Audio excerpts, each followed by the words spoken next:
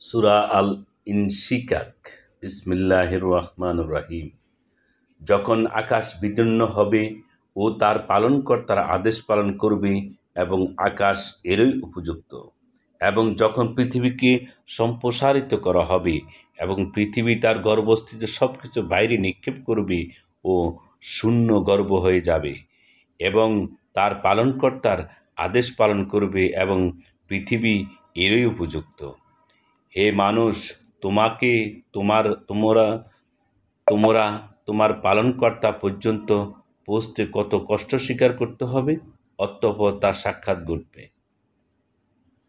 যাকে তার আমলনামা ডান হাতে দেওয়া হবে তার হিসাব নিকাশ সহজ হয়ে যাবে এবং সে তার পরিবার পরিজনের কাছে হৃষ্টচিত্তে ফিরে যাবে, এবং যাকে তার আমলনামা পিঠের পাশ্চাৎ দিক থেকে দেওয়া হবে সে মৃত্যুকে আহ্বান করবে এবং জাহান্নামে প্রবেশ করবে।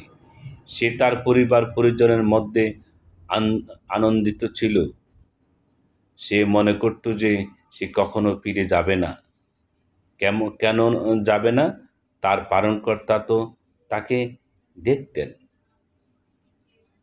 আমি শপথ করি সন্ধ্যাকালীন লাল আবার এবং রাত্রির এবং তাতে যার সমাবেশ ঘটে, এবং চন্দ্রের যখন তা পূর্ণরূপ লাভ করে, নিশ্চয়ই তোমরা এক শ্রেণী থেকে আরেক শ্রেণীতে আরোহণ করবে। অতএব তাদের কি হলো যে তারা ঈমান আনে না? যখন তাদের কাছে কোরআন পাঠ করা হয় তখন সেজদা করে না, বরং কাফেররা এর প্রতি মিথ্যারোপ করে। তারা যা সংরক্ষণ করে আল্লাহ তা জানেন। অতএব তাদেরকে যন্ত্রণাদায়ক শাস্তির সুসংবাদ দিন। কিন্তু যারা বিশ্বাস স্থাপন করে ও সৎকর্ম করে তাদের জন্য রয়েছে অফুরন্ত পুরস্কার।